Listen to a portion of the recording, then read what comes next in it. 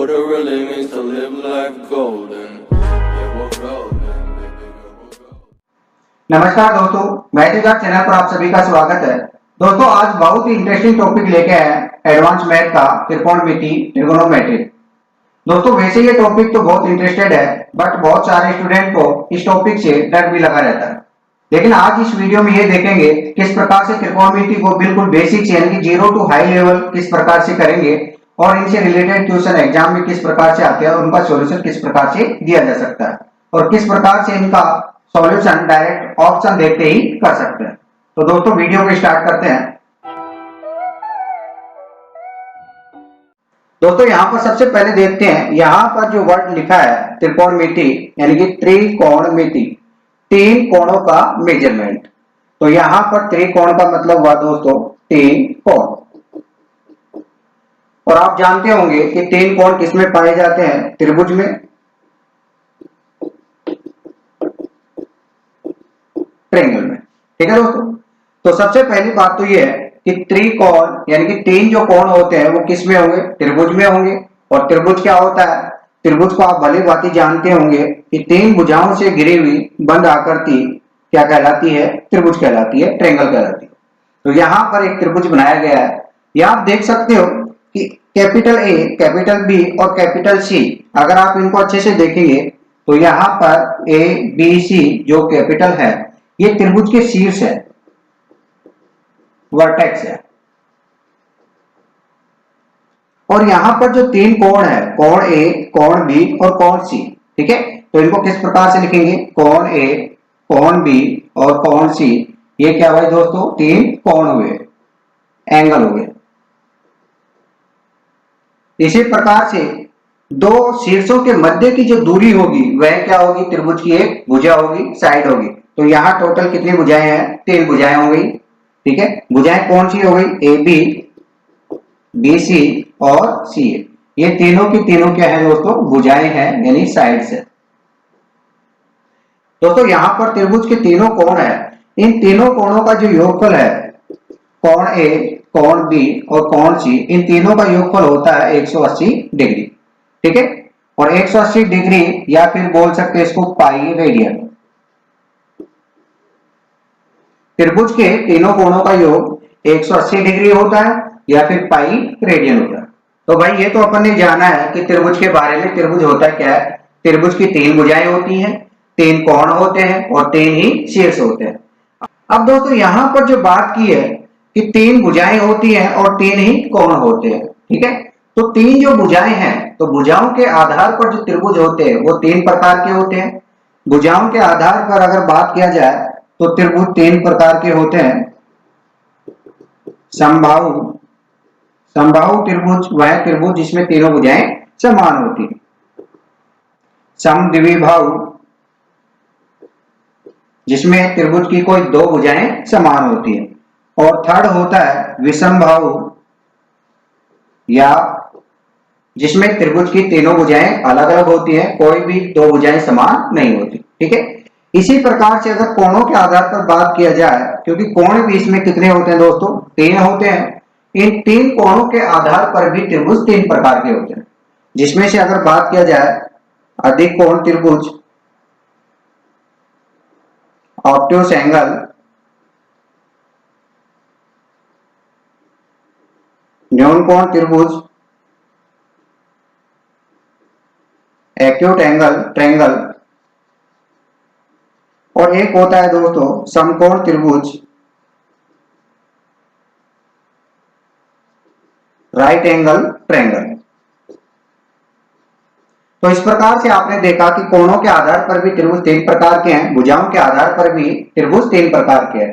तो इनमें से किस त्रिभुज में त्रिकोणमिति लागू होगी? तो यहां पर आप देखोगे कि जो समकोण त्रिभुज है, समकोण त्रिभुज वह त्रिभुज जिसमें एक कोण 90 डिग्री का होता है, 90 डिग्री का होगा। यहाँ पर अधिक कोण त्रिभुज कौन सा होगा? जिसमें कोई एक कोण 90 डिग्री से ज्यादा हो। ठीक है, और न्यून कोण त्रिभुज जिसमें तीनों कोण 90 डिग्री से कम होते हैं। तो यहाँ पर जो समकोण त्रिभुज है उसी में त्रिकोणमिति लागू होती है। ठीक है दोस्तों, तो समकोण त्रिभुज में किस प्रकार से त्रिकोणमिति लागू होगी तो इसके बारे में बात करते हैं। तो आप देखते हैं समकोण त्रिभुज के बारे में।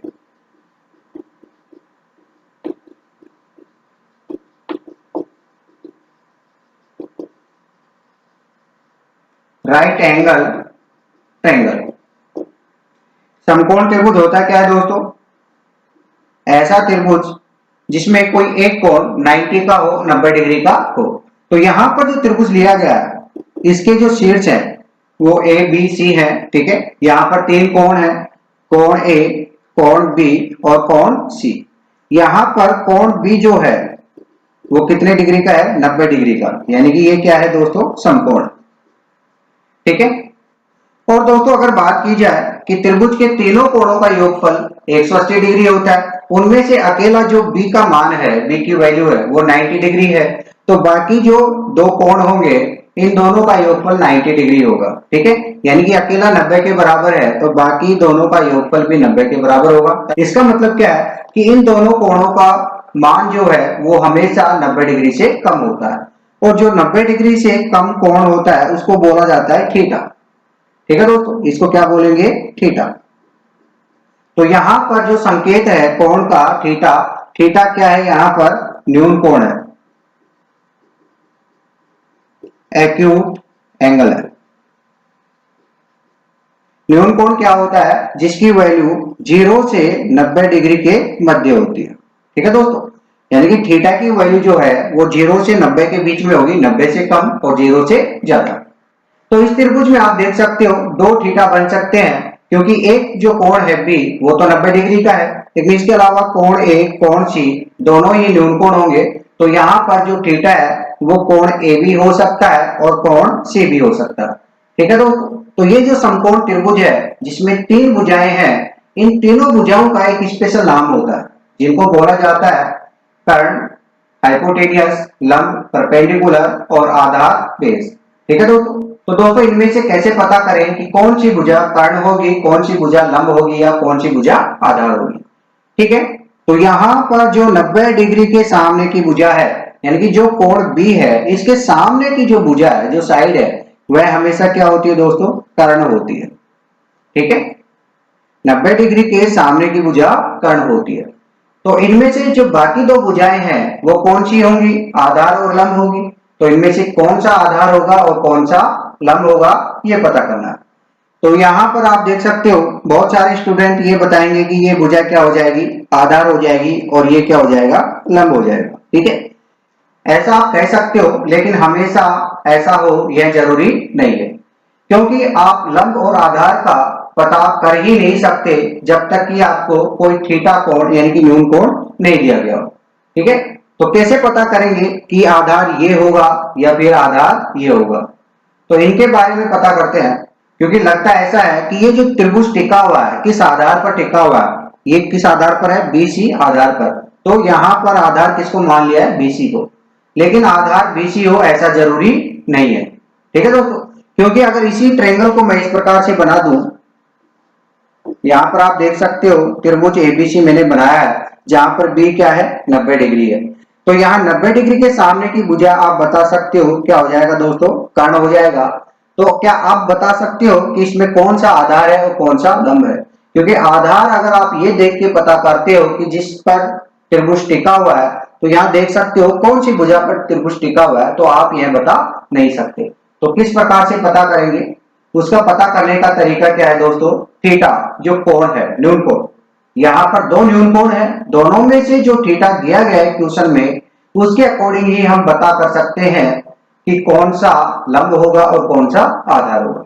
जैसे सपोज यहाँ पर अगर कोण थीटा होता तो थीटा के सामने वाली भुजा हमेशा लंब होती है, और ये जो शेष भुजा बच गई वो कौन सी हो जाएगी दोस्तों? आधार हो जाएगी। यदि इस त्रिभुज में यहाँ पर ये थीटा दिया होता तो थीटा के सामने की भुजा ये हो जाती है लंब, और तीसरी जो भुजा है, शेष भुजा है, वह क्या हो जाएगी दोस्तों? आधार हो जाएगी, ठीक है। और यदि दोस्तों एक समकोण त्रिभुज इस प्रकार से बना हुआ हो, ए बी सी, यहाँ पर ये 90 है बी पर, और यहाँ पर अगर थीटा ये दिया हुआ हो, और अगर आपसे ये पूछा जाए कि इनमें बताओ कौन सी भुजा कर्ण होगी, कौन सी भुजा लंब होगी और कौन सी भुजा आधार होगी, तो यहाँ पर 90 डिग्री के सामने की जो भुजा है इसको आप बता सकते हो ये तो हमेशा क्या होगी दोस्तों? कर्ण होगी, हाइपोटेनियस होगी। और जो थीटा के सामने की भुजा है, अब दोस्तों ये क्या हो जाएगी? लंब हो जाएगी, ठीक है। बिल्कुल इसको अच्छे से ध्यान में रखना इस पॉइंट को, कि जो थीटा दिया गया है, कोई भी कोण हो सकता है थीटा, इन दोनों में से थीटा कोई भी हो सकता है। अगर ये थीटा दिया हुआ है तो सामने वाली जो भुजा है वो लंब होगी, ठीक है, और ये थीटा दिया हुआ है तो यहाँ सामने वाली भुजा लंब होगी। तो यहाँ पर इसके सामने वाली भुजा ये लंब हो चुकी है, तो आधार कौन सी हो जाएगी दोस्तों, ए बी हो जाएगा, ठीक है। तो इस प्रकार से आप समकोण त्रिभुज की तीनों भुजाएं, लंब, आधार और कर्ण के बारे में बता सकते हो। तो यहाँ इंपॉर्टेंट जो बात है नोट रखने वाली वो क्या है दोस्तों, कि जो 90 डिग्री है, यानी कि जिसको समकोण बोला जाता है, समकोण के सामने की जो भुजा है वो हमेशा क्या होगी दोस्तों, कर्ण होगी, यानी कि हाइपोटेनियस होगी, ठीक है दोस्तों। और जो थीटा है, थीटा क्या है, यहाँ पर न्यून कोण है, एक्यूट एंगल है। न्यून कोण के जो सामने भुजा होगी वह क्या होगी दोस्तों, लंब होगी, यानी कि परपेंडिकुलर होगी। और जो शेष तीसरी भुजा है,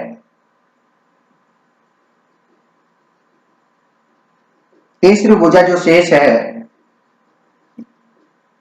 वह क्या होगी, आधार होगी, यानी कि बेस होगा, ठीक है दोस्तों। तो इस प्रकार से आप समकोण त्रिभुज का कर्ण, आधार और लंब का पता कर सकते हो। अब दोस्तों यहां पर बात करते हैं कि जो समकोण त्रिभुज की तीनों भुजाएं होती है, कर्ण, आधार और लंब, इन तीनों भुजाओं में सबसे बड़ी भुजा कौन सी होती है। तो यहाँ पर आप जानते भी होंगे कि जो सबसे बड़ी भुजा होती है वो कौन सी होती है दोस्तों, कर्ण होती है, ठीक है। यानी कि आप कर्ण के बारे में बता सकते हो कि सबसे बड़ी जो भुजा होगी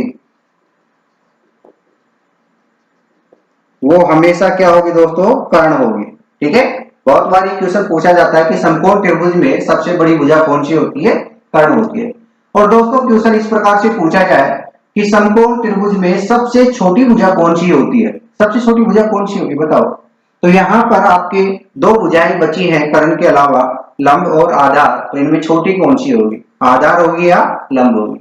तो दोस्तों इसका क्या आंसर होगा, इसका आंसर ये होगा कि आप बता नहीं सकते, कांच से आप यह कह ही नहीं सकते, ये निश्चित नहीं कर सकते, क्योंकि इन दोनों भुजाओं में लंब कौन सा है, आधार कौन सा है, जब यही फिक्स नहीं है तो सबसे छोटी भुजा भी फिक्स नहीं है, ठीक है दोस्तों। तो समकोण त्रिभुज में सबसे बड़ी भुजा कर्ण होती है, लेकिन सबसे छोटी भुजा के बारे में आप नहीं बता सकते। और वैसे भी सबसे बड़ी भुजा का स्क्वायर शेष दोनों भुजाओं के स्क्वायर के योगफल के बराबर होता है, जिसको क्या बोला जाता है, पाइथागोरस थ्योरम। तो पाइथागोरस थ्योरम क्या होगी दोस्तों, कर्ण का स्क्वायर बराबर आधार का स्क्वायर प्लस लंब का स्क्वायर, इसी को दोस्तों बोला जाता है पाइथागोरस थ्योरम, ठीक है दोस्तों। तो ये बात की हमने समकोण त्रिभुज के बारे में कि समकोण त्रिभुज में जो तीन भुजाएं होती है, लंब, आधार, कर्ण, वो किस प्रकार से होंगी, उनका पता किस प्रकार से लगाया जाएगा, और सबसे बड़ी भुजा कौन सी होगी, सबसे छोटी भुजा कौन सी होगी, इनके बारे में हमने बात की है। अब बात करते हैं दोस्तों इस त्रिभुज की जो तीनों भुजाएं हैं इनके अनुपातों के बारे में। यानी कि यहाँ पर तीन भुजाएं हैं, लंब, आधार और कर्ण। इन तीनों भुजाओं में किन्हीं भी दो दो भुजाओं का अगर अनुपात बनाया जाए तो उनमें त्रिकोणमितीय अनुपात यानी कि ट्रिगोनोमेट्रिक रेशियो किस प्रकार से बनते हैं, तो उनके बारे में बात करें। तो दोस्तों हमने जो बात की है अभी समकोण त्रिभुज के बारे में कि एक समकोण त्रिभुज एबीसी है जहां पर बी क्या है, समकोण है।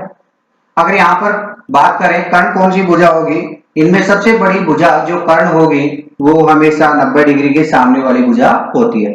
तो यहाँ पर जो कर्ण है वो कौन सी भुजा हो जाएगी, ऐसी भुजा।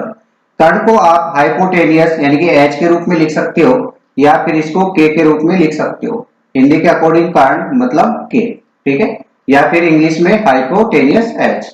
इसी प्रकार से इनमें कौन सी भुजा आधार होगी, कौन सी लंब होगी, तो इनके बारे में आप नहीं बता सकते जब तक कि आपको थीटा कोई कोण नहीं दिया गया हो। तो यहाँ पर दो न्यून कोण है, दो थीटा है। यदि यहाँ पर इसको थीटा मान लिया जाए तो थीटा के सामने वाली जो भुजा होगी ये कौन सी हो जाएगी दोस्तों, लंब हो जाएगी, ठीक है, यानी कि परपेंडिकुलर, या फिर आप इसको एल मान सकते हो, ठीक है। जो तीसरी भुजा होगी शेष भुजा वह क्या हो जाएगी दोस्तों, आधार हो जाएगी, यानी कि बेस हो जाएगी, या फिर इसको आप ए मान सकते हो, ठीक है दोस्तों। तो इस प्रकार से समकोण त्रिभुज की तीनों भुजाओं के बारे में अपने पता कर लिया। अब इनमें से किन्हीं भी दो भुजाओं का अगर अनुपात लिया जाए, जैसे लंब और कर्ण, यदि इनका अनुपात लिया जाएगा लंब और कर्ण। ठीक है दोस्तों, तो यहाँ पर लंब और कर्ण का जो अनुपात है उसे ही कहते हैं साइन थीटा। ठीक है दोस्तों, तो यहाँ पर ध्यान देना है कि लंब और कर्ण का जो अनुपात है इसी को क्या बोला जाता है, साइन थीटा। यहाँ पर साइन थीटा क्या है, एक त्रिकोणमितीय अनुपात है। अनुपात क्यों है, क्योंकि यहाँ पर दो भुजाओं का क्या है, ये अनुपात है, रेशो है। साइन थीटा दो भुजाओं का अनुपात है, कौन सी दो भुजाओं का, लंब और कर्ण का। इसको आप लंब यानी कि एल बोल सकते हो और कर्ण को आप के बोल सकते हो। ठीक है दोस्तों, इसी प्रकार से जब आप देखोगे आधार और कर्ण का अनुपात, आधार और कर्ण इन दोनों भुजाओं का अगर अनुपात देखोगे a बटा के, तो इसी अनुपात को बोला जाता है दोस्तों कॉस थीटा। ठीक है, और इसी प्रकार से लंब और आधार का अगर अनुपात देखते हैं, लंब बटे आधार एल बटा ए, तो इसको बोला जाता है दोस्तों टेन थीटा। ठीक है, तो यहां पर साइन थीटा, कोस थीटा और टेन थीटा ये तीनों के तीनों क्या है दोस्तों, त्रिकोणमितीय अनुपात है, रेशो है। ठीक है, तो यहां पर कितने अनुपात हो गए, 1, 2 एंड 3। और यदि इनको आप रेसिप्रोकल कर दो यानी कि इनको उल्टा कर दो तो यहां पर 3 अनुपात और मिल जाएंगे। जिस प्रकार से लंब बटे कर्ण को क्या बोला है, साइन थीटा, तो यहाँ पर कर्ण बटा लंब करोगे तो साइन का उल्टा जो होगा, अपोजिट होगा, वह मिलेगा, जिसको क्या बोला जाता है, कोसेक थीटा। ठीक है, और जो कोस थीटा यदि आप इसको रिवर्स करते हो, उल्टा करते हो, यानी कि आधार बटे कर्ण को आप चेंज करते हो कर्ण बटे आधार से, तो यहाँ पर मिलेगा आपको सेक थीटा। और टेन का अगर आप अपोजिट करते हो यानी कि लंब और आधार को अपोजिट करते हो, आधार बटा लंब करते हो, तो यहाँ पर मिलेगा आपको कोट थीटा। तो यहाँ पर आप 4 लिख सकते हो, कोट थीटा इक्वल टू आधार बटे लंब यानी ए बटा एल।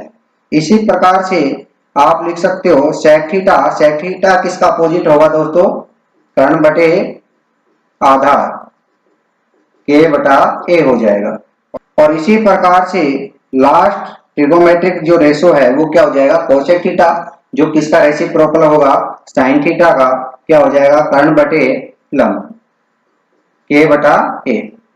ठीक है दोस्तों, तो आपको क्या करना है, इन 6 के 6 जो अनुपात है इनको याद रखने की बिल्कुल भी जरूरत नहीं है, केवल आप इन तीनों को याद रख लो। ठीक है दोस्तों, बाकी 3 अपने आप ही याद हो जाएंगे, क्योंकि साइन का जो अपोजिट है वो क्या है दोस्तों, कोसेक थीटा है, कॉस का जो अपोजिट है वो सेक थीटा है, और यहाँ पर टेन का अपोजिट क्या है दोस्तों, कोट थीटा। और दोस्तों इन तीनों को याद किस प्रकार से रखेंगे, तो यहाँ देख सकते हो ऊपर क्या है एल, यहाँ पर ऊपर क्या है ए, यहाँ पर ऊपर क्या है एल, तो ये हो गया लाल, और बटे में क्या है के ए, तो आप इसको बोल सकते हो के ए कक्का। ठीक है, तो लाल बटा कक्का आप इनको याद रख सकते हो। तो ये जो वैल्यू हो गई, ये हो गई साइन की, ये हो गई कॉस की, और ये हो गई किसकी दोस्तों, टेन की। ठीक है, तो इस प्रकार से इन अनुपातों को आप याद रख सकते हो। और यदि आपको इनके बारे में पूछा जाए सेक थीटा, तो ये आपको ध्यान में रखना है कि सेक यानी किसका अपोजिट करना है, कोस का। कोस की वैल्यू क्या होती है दोस्तों, आधार बटे कर्ण, तो सेक की वैल्यू क्या हो जाएगी, आधार बटे कर्ण को आप अपोजिट कर दो यानी कर्ण बटे आधार कर दो। ठीक है दोस्तों, तो इस प्रकार से इन तीनों को भी याद रखा जा सकता है। और इसी प्रकार से यहाँ पर नए नए फॉर्मूले जनरेट हो जाते हैं कि साइन और कोसेक एक दूसरे के रेसिप्रोकल होते हैं। इसका मतलब ये लिख सकते हो कि साइन थीटा किसका रेसिप्रोकल होता है दोस्तों, कोसेक थीटा का। ठीक है, या फिर ऐसे लिख सकते हो कोस थीटा जो है किसका रेसिप्रोकल होता है, सेक थीटा का, तो 1/सेक थीटा लिख सकते हो। या फिर टेन के बारे में लिखोगे टेन थीटा किसका रेसिप्रोकल होता है, कोट थीटा का। ठीक है, तो ये आपके इस प्रकार से फॉर्मूले बनते जाते हैं। और यदि आप इनका मल्टीप्लाई करते हो, क्रॉस मल्टीप्लाई करते हो, तो ये किस प्रकार से लिख सकते हो, sine theta into cosec theta, तो इसको लिख सकते हो आप sine theta into cosec theta equal to क्या हो जाएगा दोस्तों, 1 हो जाएगा। इसी प्रकार से आप इनको क्रॉस मल्टीप्लाई करोगे तो क्या वैल्यू मिलेगी, यहाँ पर cos theta equal to sec theta क्या हो जाएगा 1, या इसको इस प्रकार से लिख सकते हो क्रॉस मल्टीप्लाई करोगे तो tan theta into cot theta equal to क्या हो जाएगा दोस्तों, 1 हो जाएगा। ठीक है, अब देखिए दोस्तों यहाँ पर इनके कुछ बेसिक हैं जहां से कुछ क्वेश्चन बनते हैं। तो यहाँ पर आप देख सकते हो कि साइन थीटा की जो वैल्यू है वो क्या है, लंब और कर्ण का रेशो होता है, अनुपात होता है। तो यहाँ पर जो सबसे बड़ी भुजा है वो कौन सी है, कर्ण है। तो यहाँ पर जो दोनों भुजाएं हैं साइन थीटा के अनुपात में, लंब और कर्ण, इनमें दोनों में से सबसे बड़ी भुजा कौन सी होगी, इन दोनों में से कर्ण होगी। ठीक है, तो छोटी भुजा में यदि बड़ी भुजा का भाग दिया जाए तो हमेशा वैल्यू 1 से कम होती है। ठीक है, जैसे 10 में 4 का भाग दिया जाए तो 1 से वैल्यू कम आएगी, 4 में 5 का भाग दिया जाए तो वैल्यू हमेशा 1 से कम आएगी। तो इसका मतलब क्या है दोस्तों कि जो साइन थीटा है इसकी वैल्यू हमेशा क्या होगी, 1 से कम होगी। यहाँ पर ये कुछ बेसिक चीजें निकल कर आती है जिनसे क्वेश्चन सोल्व करने में बहुत ही इजी रहता है। ठीक है, इसी प्रकार से अगर आप देखोगे कोस थीटा के बारे में, आधार और कर्ण, कर्ण यहाँ पर बड़ी भुजा है, जब छोटी भुजा में बड़ी भुजा का भाग दिया जाएगा तो वैल्यू हमेशा 1 से क्या होगी, कम होगी। तो कोस थीटा की जो वैल्यू है वो भी हमेशा 1 से कम होती है। और अगर बात की जाए tan थीटा की, तो tan थीटा में क्या है, लंब और आधार, इनमें से कौन सी भुजा बड़ी है कौन सी छोटी है, तो ये आप नहीं पता कर सकते। ठीक है, यहाँ लंब बड़ा हो सकता है या फिर आधार भी बड़ा हो सकता है। तो यहाँ पर जो tan थीटा की वैल्यू है वो 1 से कम भी हो सकती है और 1 से अधिक भी हो सकती है। ठीक है दोस्तों, तो यहाँ पर इन तीनों चीजों के बारे में आपको ध्यान रखना है। अब इनको समझने के लिए कुछ एग्जांपल लेते हैं। जैसे दोस्तों एक राइट एंगल ट्रायंगल दे रखा है, समकोण त्रिभुज ए बी सी। यहाँ पर इनकी जो भुजाएं हैं वो है 3 सेंटीमीटर, यहाँ पर ये है 4 सेंटीमीटर और ये है दोस्तों 5 सेंटीमीटर। ठीक है, यहाँ बी पर क्या है, समकोण।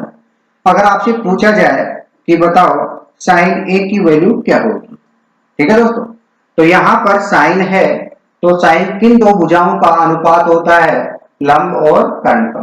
ठीक है, तो यहाँ पर साइन के बारे में आप बता सकते हो कि लंब और कर्ण इन दोनों का अनुपात होगा। ठीक है, अब पता यह करना है इनमें तीनों में से कौन सी भुजा लंब होगी और कौन सी भुजा कर्ण होगी। तो यहाँ पर दोस्तों लंब क्या हो जाएगा, 4 सेंटीमीटर और कर्ण क्या हो जाएगा यहाँ पर 5 सेंटीमीटर, और आपका आंसर आ जाएगा 4/5, जो कि बिल्कुल गलत होगा। ठीक है दोस्तों, क्योंकि यहाँ पर जो 4/5 आंसर है वो साइन ए का नहीं है, क्योंकि यहाँ पर आपने जो लंब माना है वो किसको माना है, 4 को, जबकि यहाँ पर 4 लंब नहीं है। क्यों नहीं है, क्योंकि यहाँ पर साइन थीटा, थीटा की जगह क्या दे रखा है दोस्तों, ए, यानी कि कौन कौन सा दे रखा है, ए दे रखा है। यदि इस ए के बारे में बात करेंगे तो यहाँ पर ए के सामने की जो भुजा होगी ये तो क्या हो जाएगी दोस्तों, लंब हो जाएगी। ठीक है, और शेष जो भुजा है ये क्या हो जाएगी दोस्तों, आधार हो जाएगी। और जो समकोण के सामने की भुजा है ये क्या हो जाएगी दोस्तों, कर्ण हो जाएगी। अगर इसके अकॉर्डिंग देखते हैं तो साइन ए की वैल्यू क्या हो जाएगी, लंब, लंब की वैल्यू कितनी है दोस्तों, 3 है, और कर्ण की वैल्यू कितनी है, 5 है। ये आंसर आपका बिल्कुल सही होगा। तो आपको इन चीजों के बारे में ध्यान रखना है कि लंब और आधार कौन सी भुजाएं हैं, ये डिपेंड करेगा कि आपको थीटा कौन सा दिया हुआ। ठीक है, अगर आपको नहीं दिया हुआ तो आप डायरेक्ट नहीं बता सकते। तो यहाँ पर अगर आप ये कोण नहीं लेते हो, यदि इस भुजा को आप आधार मान लोगे तो ये पूरा क्वेश्चन आपका गलत हो जाएगा। इसी प्रकार इसमें अगर पूछा जाए कि बताओ tan c की वैल्यू क्या होगी,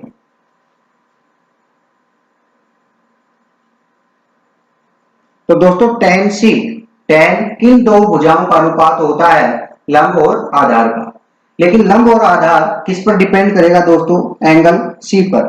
तो यहाँ पर C एंगल है तो लंब तो कौन सा हो जाएगा, 4, और आधार हो जाएगा 3। ठीक है, तो लंब बटे आधार यानी कि इसका आंसर हो जाएगा 4/3। तो ये आपका बिल्कुल सही आंसर होगा। तो इन चीजों का आपको ध्यान रखना। अब दोस्तों इनसे रिलेटेड कुछ क्वेश्चन करते हैं, बिल्कुल बेसिक क्वेश्चन, किस प्रकार से सोल्व करेंगे। तो यहाँ पर पहला क्वेश्चन देखते हैं। यदि क्वेश्चन इस प्रकार से दिया हुआ हो, साइन थीटा की इकाई क्या होती है, यूनिट। यूनिट क्या होती है साइन थीटा की, अगर ये आपसे पूछा जाए तो आपका क्या आंसर होगा दोस्तों। यहाँ पर मैं आपको 4 ऑप्शन दे देता हूं। पहला option degree, B option radian, C option बहुत, डी ऑप्शन यूनिटलेस। ठीक है दोस्तों, इसी प्रकार से अगर सेकंड क्वेश्चन दे दिया जाए कि थीटा की इकाई क्या होगी, थीटा की इकाई यूनिट क्या होगी। और इनके भी ऑप्शन अगर सेम दे दिया जाए, डिग्री, रेडियन, बोथ, या फिर यूनिटलेस। ठीक है दोस्तों, तो इनके भी 4 ऑप्शन हो गए। या फिर क्वेश्चन इस प्रकार से दिया जा सकता है, थीटा की एसआई यूनिट क्या होगी। और इनके भी ऑप्शन यदि यही हो सेम, डिग्री, रेडियन, बोथ और नन ऑफ दीज। अब दोस्तों इनमें से आपको ऑप्शन बताने हैं कि कौन सा सही होगा और कौन सा गलत होगा। इनमें बहुत से लोगों को कंफ्यूजन भी होता है कि डिग्री, रेडियन क्या होती है, यूनिटलेस क्या होता है, किसकी कौन सी इकाई होगी, तो इनके बारे में आपको देखना है। तो सबसे पहले बात करते हैं थीटा के बारे में। दोस्तों थीटा यहां पर क्या था, एक कोण था। कौन सा कोण, न्यून कोण। ठीक है दोस्तों, इसका मतलब क्या है, थीटा एक कोण होता है और कोण की इकाई हमेशा क्या होती है दोस्तों, किसमें होती है, या तो डिग्री में या फिर रेडियन में। ठीक है दोस्तों, थीटा क्या है, एक प्रकार का न्यून कोण है, मतलब जो कोण है और कोण की इकाई हमेशा या तो डिग्री होगी या फिर रेडियन होगा। ठीक है, इनकी दोनों इकाइयां होती है। इनमें जो ऐसा यूनिट होती है, ऐसा यूनिट कौन सी होती है दोस्तों, रेडियन होती है। रेडियन क्या है, यहाँ पर ऐसा ही यूनिट है। ठीक है, और अगर बात करें साइन थीटा की, साइन थीटा दोस्तों क्या है, एक त्रिकोणमितीय अनुपात है। अनुपात है दो भुजाओं का। कौन सी दो भुजाओं का, लंब और कर्ण का। ठीक है, जिसे लंब अपन ने माना था 3 सेंटीमीटर और कर्ण कितना था दोस्तों, 5 सेंटीमीटर मान लेते हैं। तो यहाँ पर लंब जो है उसकी इकाई 3 सेंटीमीटर है, कर्ण है उसकी इकाई क्या होगी, 5 सेंटीमीटर। तो यहाँ सेंटीमीटर से सेंटीमीटर कैंसिल हो जाएगा, क्योंकि sine theta, cos theta, tan theta जितने भी त्रिकोणमितीय अनुपात है, रेशो है, वो क्या है, रेशो है, जिनमें इकाइयां कैंसिल हो जाती है।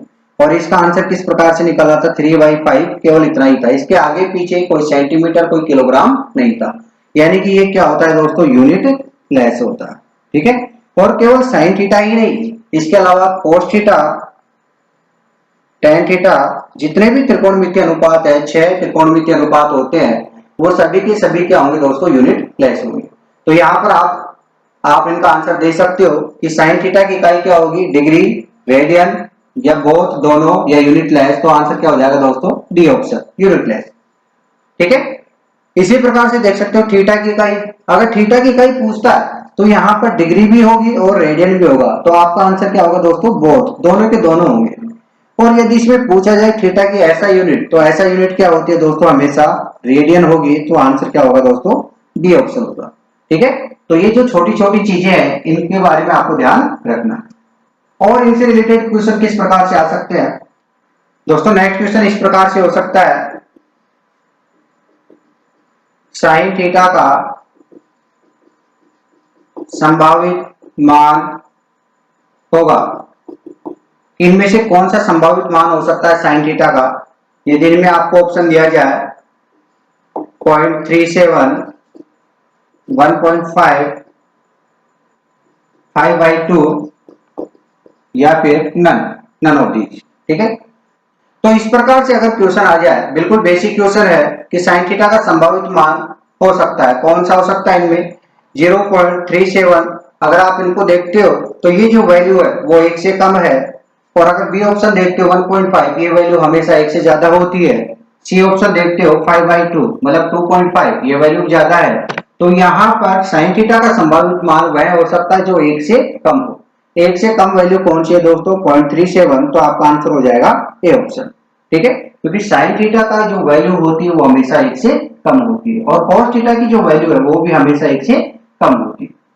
तो इसी प्रकार से क्वेश्चन ऐसे भी आ सकता है, टेन थीटा का संभावित मान हो सकता है,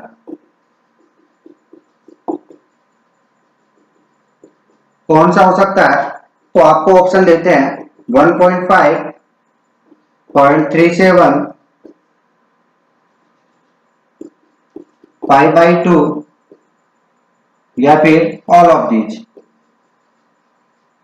ठीक है दोस्तों, तो इस प्रकार से अगर आपके पास ऑप्शन हो कि टेन थीटा के संभावित मान क्या हो सकते हैं, तो आपको क्या ध्यान में रखना है कि tan थीटा की जो वैल्यू है वो 1 से कम भी हो सकती है और 1 से ज्यादा भी हो सकती है। ठीक है, तो यहाँ पर वैल्यू 1 से ज्यादा है, 1 से कम है, 1 से ज्यादा है।